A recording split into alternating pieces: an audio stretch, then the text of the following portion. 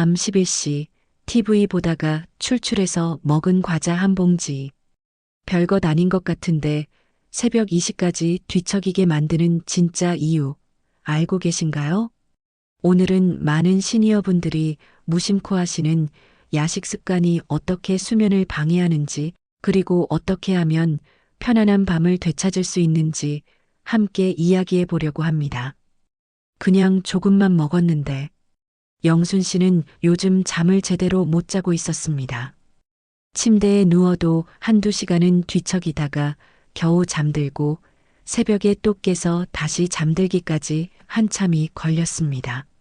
낮에는 피곤해서 집안일도 하기 싫고 오후만 되면 눈꺼풀이 무거워지는데 정작 밤이 되면 잠이 안 오는 악순환이 계속되었습니다.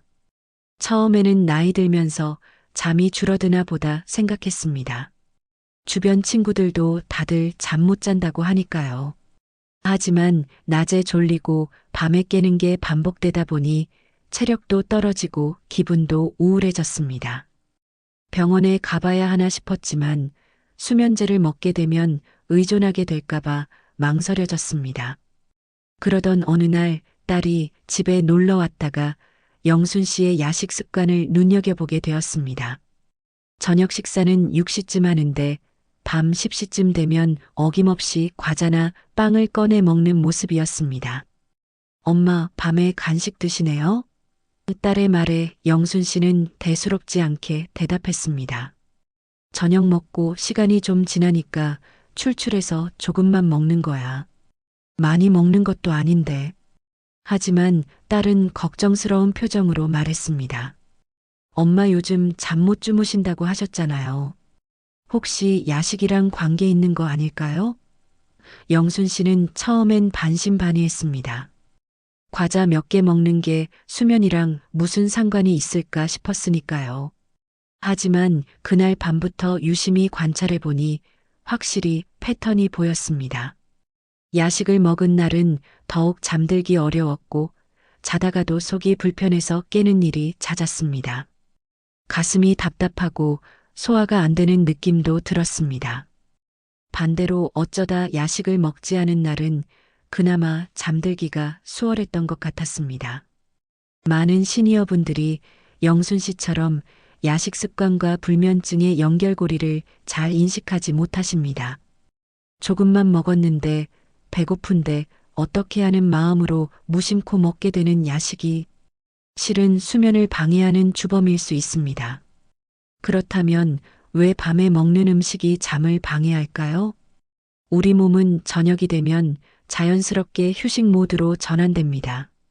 소화기관도 마찬가지입니다. 낮 동안 활발하게 움직이던 위와 장도 밤이 되면 천천히 기능을 낮추면서 회복의 시간을 갖습니다. 이것이 우리 몸의 자연스러운 리듬입니다. 그런데 이 시간에 음식이 들어오면 어떻게 될까요? 쉬려고 하던 소화기관이 다시 일을 시작해야 합니다. 특히 과자, 빵, 라면 같은 스낵류는 소화하는 데 상당한 에너지가 필요합니다. 몸은 쉬려고 준비하는데 갑자기 소화라는 큰 일을 해야 하니 혼란스러워집니다. 영순 씨가 자주 느꼈던 가슴 답답함과 속 불편함은 바로 이 때문이었습니다. 누워있는 자세에서는 위산이 식도 쪽으로 역류하기 쉬운데 밤늦게 먹은 음식이 위에 남아있으면 이런 증상이 더 심해집니다. 가슴이 쓰리고 목에 뭔가 걸린 듯한 느낌, 신물이 올라오는 듯한 감각이 바로 이것입니다. 또 다른 문제는 혈당입니다. 과자나 빵 같은 단순 탄수화물을 먹으면 혈당이 급격히 올라갑니다. 우리 몸은 이 높아진 혈당을 낮추기 위해 인슐린을 분비하는데 이 과정에서 오히려 혈당이 너무 떨어지는 경우가 생깁니다. 혈당이 불안정해지면 몸은 각성 상태가 되고 잠들기 어려워집니다. 영순 씨가 좋아하던 초콜릿이나 단 과자는 특히 문제였습니다. 달콤한 맛은 일시적으로 기분을 좋게 하지만 곧이어 혈당이 롤러코스터처럼 오르락내리락 하면서 몸의 균형을 깨뜨립니다. 새벽에 깨는 것도 이런 혈당 변동과 관련이 있을 수 있습니다. 그리고 또 하나 많은 분들이 간과하는 것이 있습니다. 바로 카페인입니다. 나는 커피 안 마시는데 하실 수 있지만 초콜릿, 녹차, 에너지 음료는 물론이고 일부 탄산음료에도 카페인이 들어 있습니다. 시니어분들은 카페인에 더 민감하게 반응하시는 경우가 많아서 오후 늦게 섭취한 카페인도 밤 수면에 영향을 줄 수 있습니다. 영순 씨는 이런 사실들을 알고 나서 생각이 바뀌었습니다. 그냥 조금만이라고 생각했던 야식이 실은 작지 않은 영향을 미치고 있었던 겁니다. 하지만 당장 끊기는 쉽지 않았습니다. 저녁 먹고 몇 시간 지나면 정말 배가 고팠으니까요. 왜 이렇게 배가 고플까요? 이 질문에 대한 답을 찾기 위해 영순 씨는 자신의 식습관을 돌아보기 시작했습니다. 저녁 식사는 6시쯤 하는데 양은 그리 많지 않았습니다. 나이 들면서 식사량이 줄어들었거든요. 밥 반 공기에 반찬 몇 가지, 국 한 그릇 정도였습니다. 한 영양 전문가는 이렇게 설명합니다. 시니어분들이 저녁을 일찍 그리고 적게 드시다 보면 실제로 밤에 배가 고플 수 있다고 합니다. 특히 활동량이 적어서 식사량을 줄이셨는데 정작 몸에 필요한 영양소는 부족할 수 있다는 것입니다. 문제는 이 공복감을 과자나 빵으로 해결한다는 점이었습니다. 이런 음식들은 순간적으로 배를 채워주는 것 같지만 영양학적으로는 거의 도움이 되지 않습니다. 오히려 혈당만 급격히 올렸다 내리면서 더 배고픔을 느끼게 만들고 결국 악순환이 반복됩니다. 영순 씨와 비슷한 고민을 하시는 분들이 많습니다. 정석 씨도 그 중 한 분이었습니다. 정석 씨는 은퇴 후 집에서 지내는 시간이 많아지면서 자꾸 냉장고를 열게 되었습니다. 심심하면 뭔가 먹고 TV 보다가 과자를 먹고 그러다 보니 식사 시간이 아닌데도 계속 입이 심심했습니다. 처음에는 조금씩 여러 번 먹는 게 건강에 좋다던데 하면서 정당화했습니다. 하지만 밤에 먹는 간식의 양이 점점 늘어나고 잠은 점점 오지 않았습니다. 누우면 속이 더부룩하고 트림이 나오고 가슴이 답답했습니다. 옆으로 누우면 조금 나아지는 것 같아서 엎드려 자기도 했지만 그러면 목과 허리가 아팠습니다. 정석 씨의 경우는 야식 문제에 또 다른 요인이 더해져 있었습니다. 바로 심심함과 외로움이었습니다. 낮에는 그래도 할 일을 찾아서 하는데 저녁이 되면 갑자기 혼자라는 생각이 들면서 뭔가 먹고 싶어졌습니다. 음식이 외로움을 달래주는 것 같았습니다. 이렇게 감정적인 이유로 먹는 야식은 더욱 끊기 어렵습니다. 배가 고파서가 아니라 마음이 허전해서 먹는 것이기 때문입니다. 하지만 이런 야식이 수면을 방해하고 수면 부족이 다시 감정을 불안정하게 만들면서 악순환이 계속됩니다. 그렇다면 어떻게 해야 할까요? 무작정 참는 것이 답일까요? 영순 씨와 정석 씨는 각자의 방법으로 변화를 시도했습니다. 영순 씨는 먼저 저녁 식사를 조금 조정했습니다. 양을 약간 늘리되 단백질과 채소 비중을 높였습니다. 생선이나 두부, 계란 같은 단백질은 포만감을 오래 유지시켜줍니다. 채소는 부피는 있지만 칼로리는 낮아서 배를 채우는데 도움이 됩니다. 그리고 저녁 식사 시간을 조금 늦췄습니다. 6시에서 7시로 1시간만 늦췄을 뿐인데 잠자리에 들 때까지 배고픔을 덜 느끼게 되었습니다. 물론 너무 늦게 먹으면 소화가 안 되니까 잠들기 3시간 전에는 식사를 마치는 것을 원칙으로 했습니다. 그래도 가끔 정말 배가 고플 때가 있었습니다. 그럴 때는 과자 대신 다른 것을 먹었습니다. 따뜻한 우유 한 잔이나 바나나 반 개 정도였습니다. 우유에 든 트립토판이라는 성분은 오히려 수면에 도움이 된다고 합니다. 바나나도 마찬가지입니다. 무엇보다 이런 음식들은 과자처럼 혈당을 급격히 올리지 않습니다. 견과류도 좋은 선택이었습니다. 아몬드나 호두 서너 알 정도는 배를 달래주면서도 수면을 방해하지 않았습니다. 다만 너무 많이 먹으면 지방 함량이 높아서 부담이 될 수 있으니 소량만 먹는 것이 중요했습니다. 정석 씨는 조금 다른 방식을 택했습니다. 야식을 먹고 싶은 욕구 자체를 다루기로 한 것입니다. 저녁 식사 후에는 양치질을 바로 했습니다. 이상하게도 양치질을 하고 나면 뭔가 먹고 싶은 마음이 줄어들었습니다. 입안이 깔끔해지니 다시 더럽히기 싫은 심리도 있었고 오늘의 식사는 끝이라는 신호를 뇌에 보내는 것 같았습니다. 저녁 시간을 좀 더 활동적으로 보내기로 했습니다. TV만 보고 있으면 자꾸 손이 가니까 가벼운 스트레칭을 하거나 책을 읽거나 친구에게 전화를 했습니다. 특히 가벼운 산책이 도움이 되었습니다. 저녁 먹고 1시간쯤 지나서 동네를 천천히 걷다 보면 소화도 되고 심심함도 달래지고 적당히 몸도 피곤해져서 잠자리에 들 때 편안했습니다. 처음에는 습관을 바꾸기가 쉽지 않았습니다. 특히 영순 씨는 오랫동안 밤에 과자를 먹어왔기 때문에 갑자기 끊으니 힘들었습니다. 그럴 때마다 조금만 먹으면 되지 않을까 하는 유혹이 찾아왔습니다. 하지만 며칠이 지나면서 몸이 달라지는 것을 느꼈습니다. 잠자리에 누웠을 때 속이 편안했습니다. 가슴 답답함도 없었고 트림도 나오지 않았습니다. 무엇보다 잠드는 시간이 빨라졌습니다. 예전에는 1~2시간씩 뒤척였는데 이제는 누우면 30분 안에 잠들 수 있었습니다. 정석 씨도 비슷한 변화를 경험했습니다. 야식을 끊고 나니 밤에 깨는 횟수가 줄어들었습니다. 예전에는 밤에 2~3번씩 깨서 화장실을 갔는데 이제는 1번 정도만 깨거나 아예 아침까지 푹 잘 때도 있었습니다. 아침에 일어났을 때 몸이 한결 가볍고 개운했습니다. 잠을 잘 자니 낮 생활도 달라졌습니다. 영순 씨는 낮에 졸리지 않아서 활동량이 늘었습니다.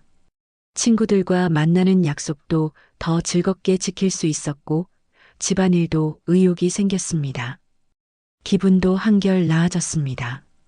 잠을 못 자면 사소한 일에도 짜증이 났었는데 이제는 마음이 평온했습니다. 정석 씨는 체중에도 변화가 있었습니다. 밤에 과자를 끊으니 자연스럽게 칼로리 섭취가 줄어서 조금씩 체중이 감소했습니다.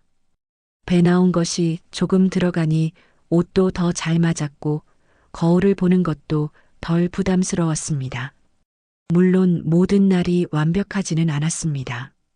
가끔 정말 배가 고프거나 손님이 와서 함께 야식을 먹게 되는 날도 있었습니다.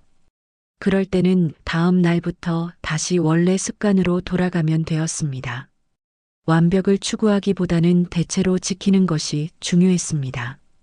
한수면 전문가는 이렇게 조언합니다. 야식 습관을 고치는 것은 단순히 음식을 끊는 것이 아니라 저녁 시간을 어떻게 보낼 것인가에 대한 새로운 패턴을 만드는 것이라고 합니다.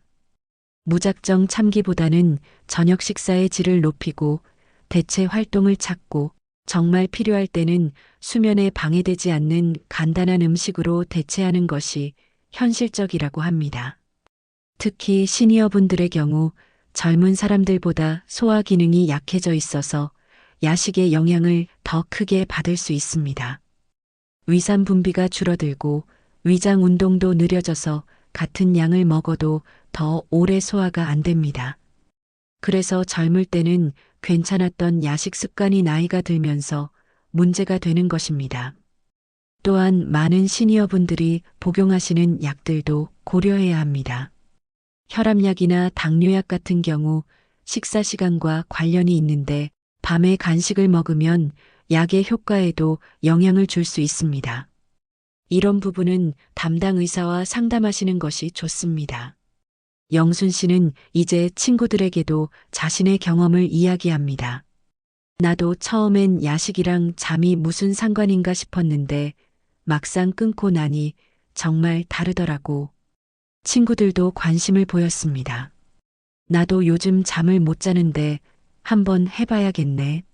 정석 씨는 혼자 사는 다른 어르신들께 저녁 산책을 제안하기도 했습니다. 우리 저녁에 같이 걸을래요? 혼자 있으면 자꾸 먹게 되는데 같이 걸으면 괜찮더라고요. 몇몇 분들이 동참하면서 작은 산책 모임이 생겼습니다. 함께 걸으니 외롭지도 않고 운동도 되고 밤에 간식 생각도 덜 났습니다. 야식을 끊는다는 것이 처음에는 뭔가를 포기하는 것처럼 느껴질 수 있습니다. 하지만 영순 씨와 정석 씨의 경험처럼 실제로는 더 좋은 것을 얻는 과정입니다. 편안한 잠, 개운한 아침, 활기찬 낮, 안정된 감정 상태. 이 모든 것이 밤의 작은 변화에서 시작될 수 있습니다. 물론 개인차는 있습니다. 어떤 분들은 금방 효과를 느끼시고 어떤 분들은 좀 더 시간이 필요할 수 있습니다. 또한 불면증의 원인은 야식만이 아닐 수 있습니다. 스트레스, 건강 상태, 생활 환경 등 여러 요인이 복합적으로 작용합니다. 만약 야식을 끊었는데도 불면증이 계속된다면 전문가와 상담하시는 것이 좋습니다. 그래도 많은 경우 야식 습관을 조절하는 것만으로도 상당한 개선을 경험하실 수 있습니다. 특히 야식 후 속 불편함, 가슴 답답함, 자다가 깨는 증상이 있으셨다면 더욱 그렇습니다. 밤에 배가 고프다는 것은 우리 몸이 보내는 신호일 수 있습니다. 저녁 식사가 충분하지 않았거나 영양 균형이 맞지 않거나 활동량에 비해 칼로리가 부족할 수 있습니다. 이런 경우 저녁 식사 자체를 개선하는 것이 근본적인 해결책입니다. 반대로 배가 고프지 않은데 습관적으로 먹는다면 이것은 심리적인 요인일 가능성이 큽니다. 심심함, 외로움, 불안함 같은 감정을 음식으로 달래고 있는 것입니다. 이런 경우는 음식 외에 다른 방법으로 그 감정을 다루는 것이 필요합니다. 영순 씨는 요즘 잠자리에 들기 전 감사일기를 씁니다. 오늘 하루 중 좋았던 일 3가지를 적는 것인데 이것이 마음을 편안하게 해준다고 합니다. 무언가 먹고 싶은 마음 대신 오늘을 돌아보는 시간을 갖는 것입니다. 정석 씨는 명상 앱을 활용합니다. 잠들기 전 10분 정도 가이드 명상을 들으면서 호흡에 집중합니다. 처음에는 어색했지만 점점 익숙해지면서 마음이 차분해지는 것을 느낍니다. 이런 새로운 습관들이 야식을 대체하면서 저녁 시간이 더욱 풍요로워졌습니다. 단순히 배를 채우는 시간이 아니라 자신을 돌보는 시간이 된 것입니다. 야식과 불면의 관계를 이해하고 나니 작은 선택들이 얼마나 큰 영향을 미치는지 알게 되었습니다. 밤 11시에 먹는 과자 한 봉지가 그날 밤의 수면을 결정하고 그 수면이 다음 날의 컨디션을 결정하고 그것이 모여서 삶의 질을 만들어갑니다. 많은 시니어분들이 나이 들면 원래 잠이 안 온다고 체념하십니다. 물론 나이가 들면서 수면 패턴이 변하는 것은 자연스러운 현상입니다. 하지만 그것이 밤마다 뒤척이며 고통스러워야 한다는 의미는 아닙니다. 충분히 개선할 수 있고 그 시작점이 바로 저녁 시간의 작은 선택일 수 있습니다. 영순 씨와 정석 씨의 이야기가 특별한 것은 아닙니다. 야식을 조절하고 수면이 개선된 분들의 일반적인 경험입니다. 여러분도 충분히 같은 변화를 경험하실 수 있습니다. 오늘 저녁부터 한번 시도해 보시는 것은 어떨까요? 저녁 식사를 조금 더 든든하게 하고 양치질을 일찍 하고 과자 대신 가벼운 산책을 하는 것부터 시작해 보세요. 처음에는 어색하고 힘들 수 있지만 며칠만 지나면 몸이 달라지는 것을 느끼실 겁니다. 편안한 밤, 깊은 잠, 상쾌한 아침. 이 모든 것이 여러분의 손 안에 있습니다. 밤의 작은 선택이 내일의 큰 행복을 만들어갑니다. 오늘은 스낵과 야식이 어떻게 우리의 수면을 방해하는지, 그리고 어떻게 하면 편안한 밤을 되찾을 수 있는지 함께 살펴보았습니다. 많은 분들이 작은 습관의 변화로 큰 개선을 경험하고 계십니다. 여러분도 오늘 밤부터 시작해 보시면 어떨까요? 이 영상이 도움이 되셨다면 구독과 좋아요 부탁드립니다. 여러분의 건강하고 행복한 노후를 응원합니다. 감사합니다.